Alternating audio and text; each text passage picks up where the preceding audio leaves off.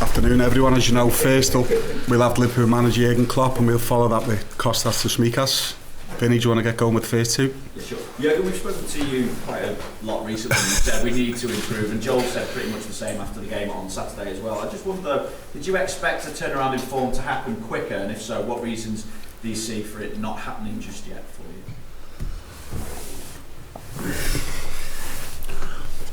Yeah, no, quicker, not sure. I think we had this, one of the conversations we had already this year was before and after the Ajax game, or before after the Napoli, especially after the Napoli game, when we all realized, okay, wow, that's now really a low point.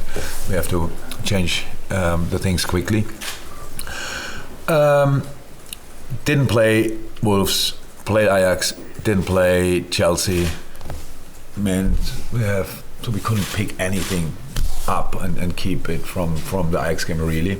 And then on top of that you face Brighton, which in a very good moment, a very good team with a new manager, and you concede these 2 early goals, which is in no situation helpful, but in other situations maybe lesser harmful than it was for us that day. And you turn around, not with a brilliant performance, but with a proper fight and adapting to the situation. Denying Brighton in the areas they wanted to play and all these kind of things. So, and you are 3-2 up, and you could see it's not the first time and that something like this happened, that we were not controlling the game. We had our moments, we had chances, we had top moments where we could have scored the 4th goal. Didn't do that, and so you leave the door open, and that's what happened. And so it always is in life, when you have a problem, you spot a problem, you think about it, you think you have the solution, and of course you expect then the solution to be instant, influential, bam, sorted. That's in football never the case, will never be the case. Even if we would have won the game 3-2, would have been a completely different feeling, obviously, but with similar problems.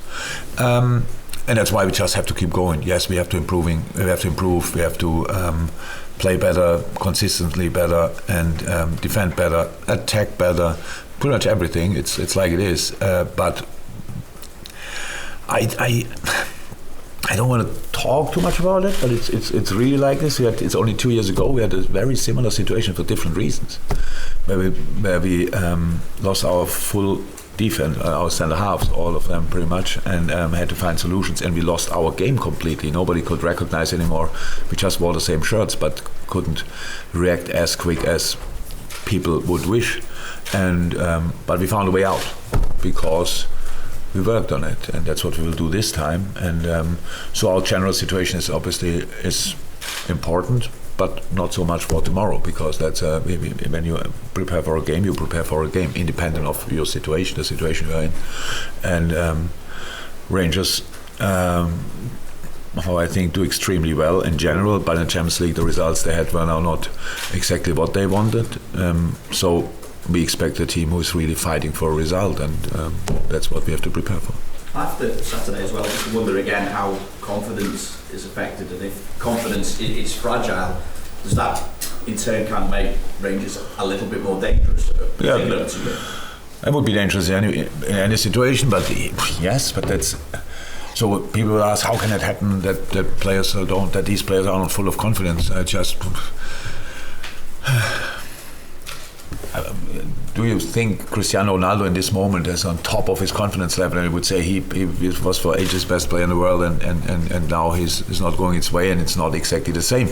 That happens to all of us. Lionel Messi played last year's season where, it was not exactly the same, because these kind of things are really important to all of us, and you have to work for it. You have to do and go and to take the little things to make a step in the right direction, and then in the moment when that you are really ready for the moment when it's back, and that's what we are doing. It's not without confidence, but you have this being 2-0 down is not good for confidence, and being 3-2 up is usually really good. But you could see with the first attack they had, which we gave them pretty much after 3-2, it was like, oh, still open game. Okay. So, and that's how it happens, especially collectively. In individual sports, maybe don't know exactly, but maybe you can fight yourself through it. But in a team sport, we all have to do it together, and that makes it a bit more complicated. But that's it. Mike? Yeah, again, the Liverpool defence has come in for an awful lot of criticism recently, and with some justification, but it's the amount of times now that teams are getting through to the defence that we're not really that used to seeing, but it's happened in other games this season. What's the solution to that? Yeah, you're right. So we concede now similar goals. Let me say like this, where they go through the same gaps and stuff like this. Yeah, the problem is the special problem. What we have is that we have a really brave way of defending usually, and when the timing in our defending is not perfect, then we leave a gap open. That was always the case, by the way. But because the pressure we made on the ball, nobody really recognized it because we closed it with intensity, if you want. So if we don't do that, then this gap is open for a short moment, and Brighton usually quite often pass the ball through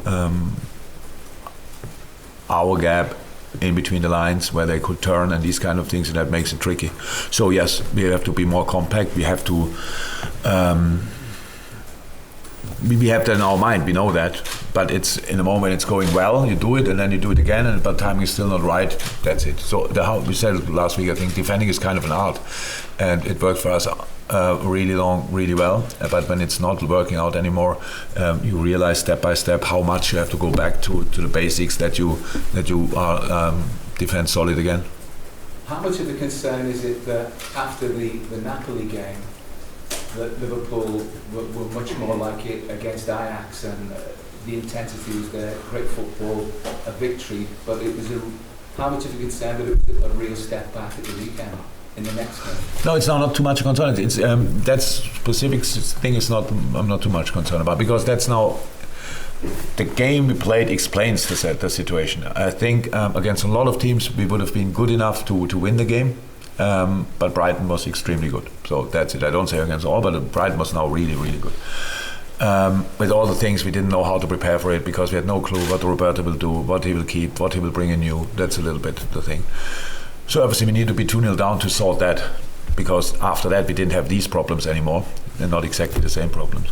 And no, I explained it now. We had 2.5 weeks after Ajax game we didn't play. So the boys were all over the world. That's why we couldn't pick up from there. So that's it. Now we have to take the good things out of the last game and try to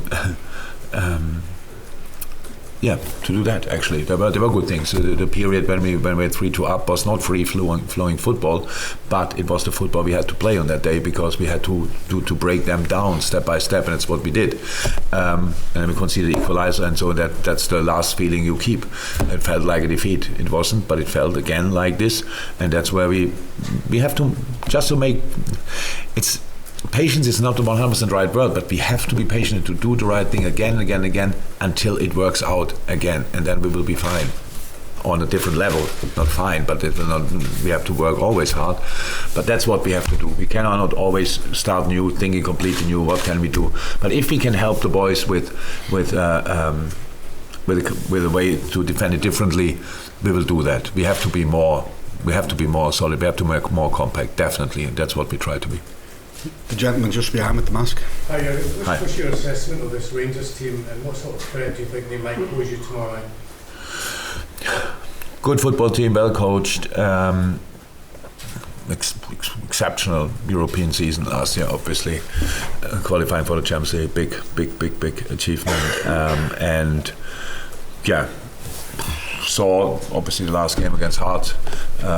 So more games, but now especially the last one, and really good football team, and that's what we have to prepare for. And the team who have had results now they didn't want, so that's what they wanna change definitely. So we expect a proper fight, a real fight, to be honest, and that's what we prepared for. Chris McKenna. Just on Darwin Núñez, he started just 4 games since his suspension. I just wondering is he still adapting to the team, the way they play, and where he is at in kind of confidence and form level? It's good. Yeah, of course he's still adapting. How players always adapt. And this is now the new players come in, and everybody talks about them and wants them to shine immediately. That happens from time to time, and sometimes not. And we only yesterday we had a long talk with Pep Linders, because my Spanish or Portuguese is still not better. And we just told him we are completely calm. So it's really important in our situation that he's now not starting, and he's not looking like he's worrying or whatever. So why didn't start this game? He came from international, and he had DOMS in the hamstring. So when you get this information from them, the medical department gives you some kind of minutes. How long is he allowed to play? And don't start anybody who's allowed to play 20 minutes or 15. So that's that reason. But I know then it's again this kind of discussion what we open up a little bit from the outside for the outside world. Of course, the 3 game suspension didn't help him to settle. That's clear. But that's pretty much all. The team is not flying. That makes it not easier for a striker, especially not for a finisher. It's not that we create chances, but it's not that everything is clicking and we just put one player and he finishes our situations off. That's not our situation at the moment, as much as I wish it would be. And that's all. John Murray. Jürgen, just wondering, do you feel that it's the rarity value of Liverpool playing Rangers that helps to make these matches this week and next week so special? And I'm also asking that after what Florentino Perez said about how he feels that Europe's biggest clubs need to be playing each other more often for the game to be better. I'll bring it these two again. So I heard now, Des told me that since 42 years now, there was no game between the English and the Scottish team anymore, right? So, yes, that's pretty special. Unfortunately, apart from that, I cannot say really a lot about the relationship, what that means exactly, and all these kind of things. Nobody gave me a historical update. I know a few things, obviously, and that might be very special, yeah, for sure. But apart from that, it's a normal Champions League game. Yes, but it's very nice. Actually, I think it's very nice that we don't play all the time the same teams. So it's new, it's refreshing, it's great for Rangers. It will be great atmosphere here, it will be great atmosphere there. Definitely, people should enjoy that. I hope they're able to enjoy it, to be honest. And what was now with Paris? What did he say? Talking about how, with an eye on the Super League. Just recently, just now, today, yesterday. Over the weekend. Talking about how with an eye on a potential Super League rearing its head again, that football would be better, the game would be better if Europe's biggest clubs were playing each other on a more regular basis. Actually, I couldn't I have no opinion about that. Didn't think about it for a second. Not interested too much about it in a moment, how you can imagine. I think to improve football, he said, I think we should play lesser games to improve football, to be honest. Give the people more time to train. That would improve football. But yeah, how I said, didn't think about it. No idea, no opinion. We've got a lot of people with hands up. We won't get through everyone, so I'll get through as many as I can. Carl Markham. Hi there. Just go back to a couple of things you said. You said 2 years ago where you had your issues. I think it was 2 years ago, wasn't it? Yeah, it was. You worked through it. Yeah. And that was effectively from January on. That was a 4-month process. Have you got, and you said just earlier today that if you find a different way for the team to defend, you would do that. Is there a quick fix to be had, do you think? Or have you got the time to... No, we don't have the time. Is there a quick fix to find? Yes, we can play exactly the same and do better. That's already a fix. That's how it is. Our timing gets better. But how I said, if we can do something, we will do that as well. So that's to make it easier for the boys. That's it. That's actually always a job. It's like how I said, it's the same job I have in a time when you win 10, 12 times in a row. It doesn't happen very often, but you have to stay on top of it, work on details, all these kind of things. That's what we do now, just with a different confidence level. So that's how it is. Usually in the time when you win a lot of games, not everything is going your way in a game, but there's no impact. Lose a ball, they have a chance, whatever that happens. Ali makes a staying safe. probably then we made a mistake before, nobody has in his mind. That's different in the moment. That's where we have to get to. We have to increase the amount of good moments and decrease the amount of not so good moments, because that's how you get out of out of every situation in life, until you can make mistakes again without being as impactful as they are in the moment. Gentleman in the blue shirt. Davies hasn't played much football for Rangers this season. He's been injured, but came back on Saturday. How much do you think he has to offer Rangers, and what's been the position of Black covering this season? And how do you Ben is a really good player, so I know that he was injured. So you tell me how impactful he was. I have no idea. You tell. He was. He's obviously a player you know well. Yeah, but he was out for 7 weeks, or what, 6, 7? Yeah. So the season is not much longer. So how many games did he play? He's 4 games, I think. So new player coming into a new club. So I don't know. The games I watched were the last 3. Means I only saw him now the 60 odd minutes. He played roundabout. But he's a really good footballer. He was here. He was good build-up, good defender, all these kind of things. In our situation, it didn't work out here, but it doesn't make him a bad player, not at all. And he's especially a really good boy. So I think that's what Rangers wanted, and that's what Rangers got. When you're injured, it's not helpful, obviously. And I think they were looking for a left-footed centre half there, and they got it. He can play different systems, which is important. Rangers played a decent Champions League, 1.5 games. Roundabout with 5 in the back. Usually they don't, but Ben can play both, played both formations, so makes him a really valuable player for each squad, and especially for Rangers. I think they are happy, but obviously we're not happy when he got injured. So how can you be happy then? I'll go to the gentleman in the glasses here, then the gentleman in the front row, then we'll have to clear the room for Kostas or Smikas. Hi Jürgen, I wonder if I can just open the Rangers question further and ask for your thoughts on where you think the Scottish game is at the moment.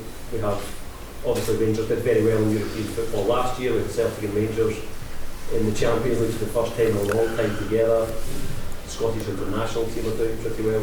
What's your perception of where the Scottish game is at the moment, what level it's at? I think increased a lot there. I think I see you nodding, so I think we agree on that. Rangers and Celtic are obviously the standout teams in the league. That's no news, but they do, and that's then probably the best measurement you can get is when how do they do in Europe. And the Rangers run last year in the European League was exceptional. So the games against Dortmund, for example, was just really good. And especially a home game, you can see how atmosphere can give you really the edge in the game, and that was really impressive. And sorry, and Celtic is obviously doing really well as well. And you're right, the Scottish team is full of talent. So it's we have obviously with Calvin, another Scottish boy here who's come only back from injury. So in the U18s, another big talent. So it's cool. It's a cool place to scout again, if you want, like this. And I think it's a good sign for Scottish football. You might be a bit disappointed that they are not still in Scotland, but to be honest, with these 2 teams that dominant, we all know that then if a player is really developing, it's probably not unlikely that he will at least give it a try in the Premier League or wherever. But it's for sure a much better moment than maybe 4 or 5 years ago, and that's down to the players you have meanwhile. Last one here. Steven Gerrard has obviously worked closely with a lot of this Rangers squad. Is he someone you've spoken to at all about Rangers or about just this fixture in general? When he was there, we spoke, but just how much he enjoyed it. But since then, not anymore, to be honest. But for me, it's how I said, when Stevie was there, I followed it closely, to have to at least look at the results for the weekend. And I think he enjoyed a lot the job there. He was very successful there. It was for him a big career move when he came from Liverpool to Rangers. Did really well. And now he's at Villa. That's it. Thank you everyone. Kostas will be next. See you. Welcome. Thank you so much for joining us on this video. Do drop a like and share it on social media if you enjoyed. And if you want more from us, please do consider joining Red Men Plus, our Liverpool streaming service. Get access to documentaries about Liverpool legends, past and present, interviews with Liverpool legends, past and present, and more Red Men shows each and every week in video and in podcast. It's redmenplus.com.